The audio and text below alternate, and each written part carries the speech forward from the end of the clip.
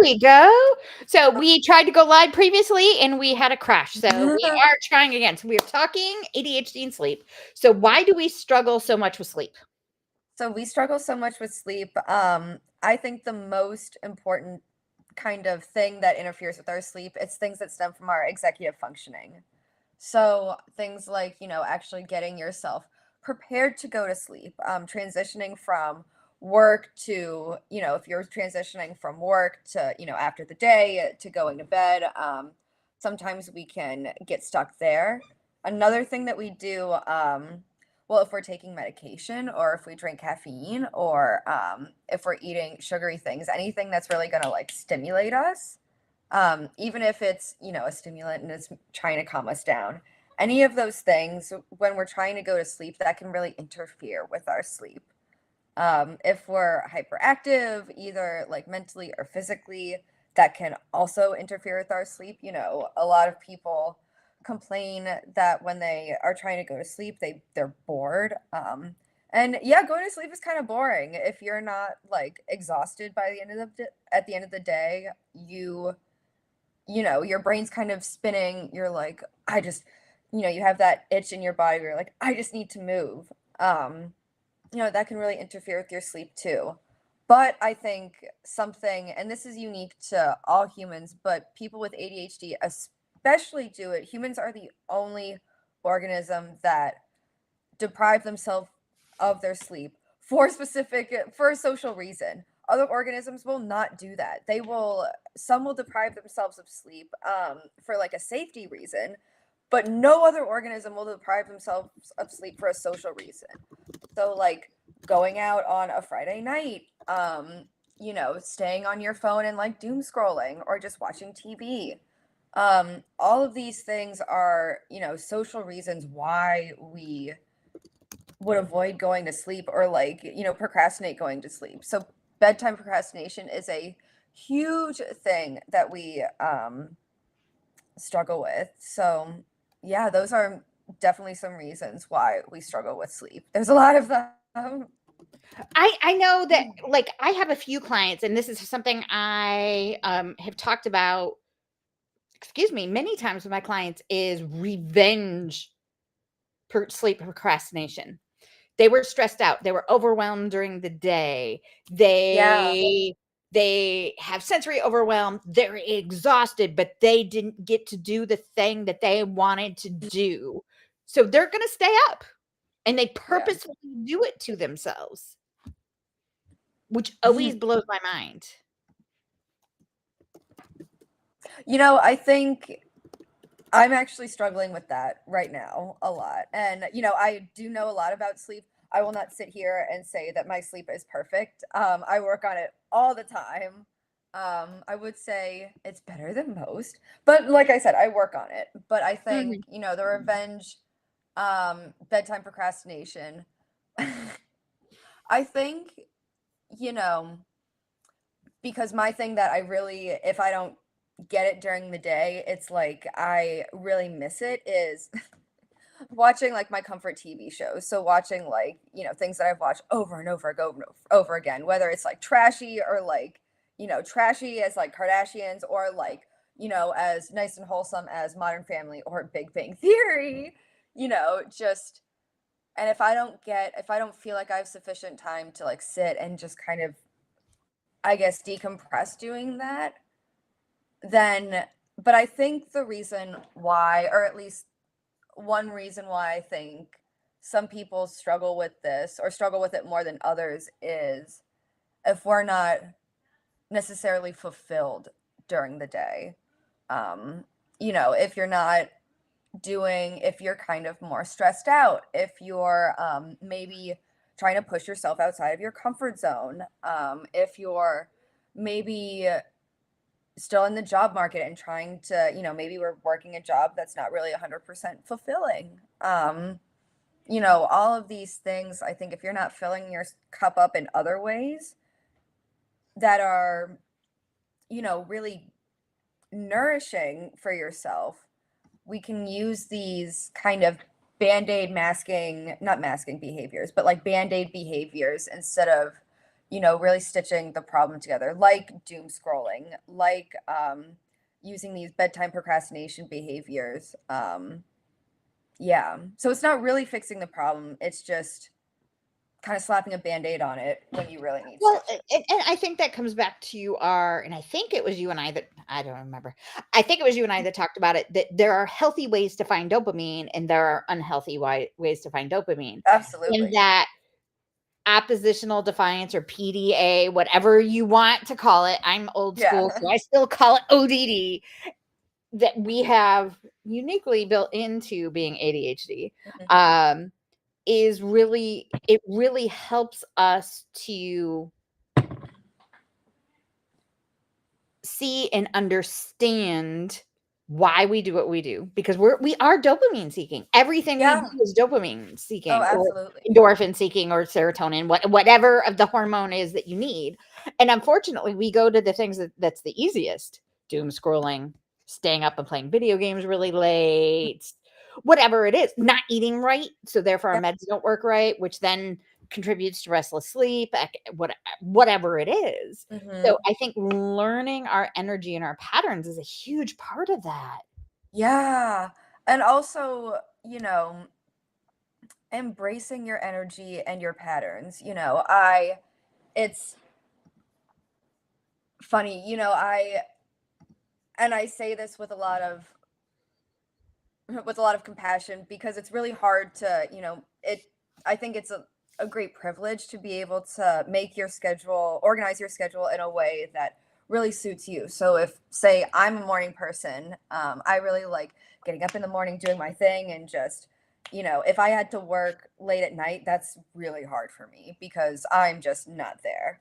But then take my partner who's a night owl. He could work like late, late, late into the night, but he works an early morning job. And so I think that really tends to interfere with, I think, not only our creativity, but just our functioning in general. So, yeah, I think any way you can, like, structure your life around your natural strengths and your natural cycles, I think that is, it's really good to listen intuitively to your body and with your sleep, that also includes, getting the proper amount of sleep. So Mhm. most adult humans, need 7 to 8 hours of sleep. Most. Some need more. Some, very few, can survive with less. And that doesn't mean people can survive on 3 hours of sleep. It's no. So if you're one of those people that are like, I function on 6 hours of sleep and I'm great. Um, the thing is, you don't actually know how much it's impacting you. Try getting try getting those 7 to 8 hours of sleep. And especially if you're around someone a lot of the time, try getting 7 to 8 hours of sleep and then asking them, hey, do you notice anything different about me? It's a lot easier for other people to notice Yeah. our behavioral changes than ourselves. And the other thing that and I can't remember what it stands for, but Coach Britt around here called it HALT.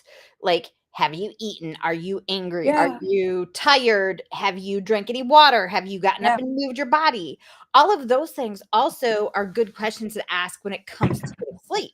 Have you eaten? Hmm. Have you hydrated enough? Have you moved your body? Are you too warm? Are Hmm. you too cold?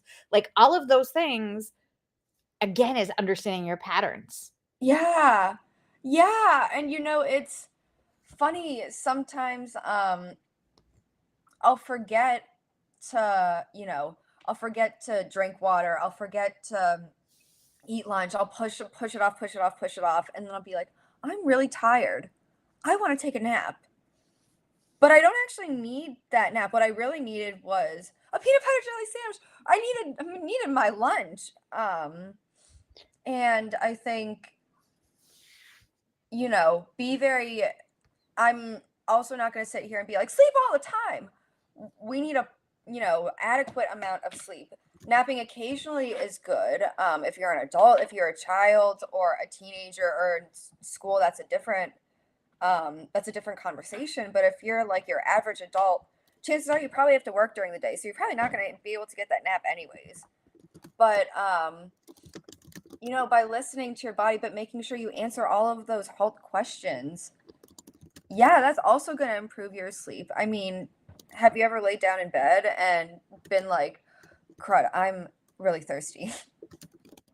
Oh, all the time. And Absolutely I'm all the like, time. oh, I have a bedside water bottle, and part of my bedtime routine is I fill it with ice and water before I go to bed every night because I will yeah. wake up or not be able to fall asleep and need a cold drink. Absolutely, it's going to happen Yeah. 9 nights out of 10. So I And then have it next to you have me. to get out of bed. I also have a notebook next to my bed Hmm. so that I can write down whatever's buzzing in my head so that Hmm. I can go to sleep because I'll be thinking, "Oh, I don't want to forget that." And if I don't write it down, I will stay awake thinking, "I don't want to forget that. I don't want to forget that. I don't want to forget that." And like I will get into rejection sensitivity because of it. Yeah. And I think that's a really important thing to bring up because no, it's really good to write things down, but then I could kind of hear people saying, "Well, why not just write it down on your phone?" Er, don't don't do that. Do not pick up your phone. I I think encourage people to pick up their Kindle if they need to read yeah. something or do because they can't sleep. I encourage you to grab your Kindle, and there is a setting that it's a black background with low light and all of that, no blue light, all of that, which is okay to use. Yeah. The other thing is if you're really struggling to sleep, I suggest you get a coloring book out Oh. and color with your wrong hand, your non-dominant hand. Oh, okay. It tires your brain out. Oh. Okay, well, I'll add on top of that. So something that I know I definitely used to do as a teenager and as a college student was a lot of people like to use their beds for things besides sleeping. Your bed should really be used for two things. Like one, sleeping, two, sex if you choose to have sex. But it should be used for like those two things only. Mhm. Um, and the reason why is because you want to train your brain to associate getting in your bed with sleeping, especially if you struggle with sleeping.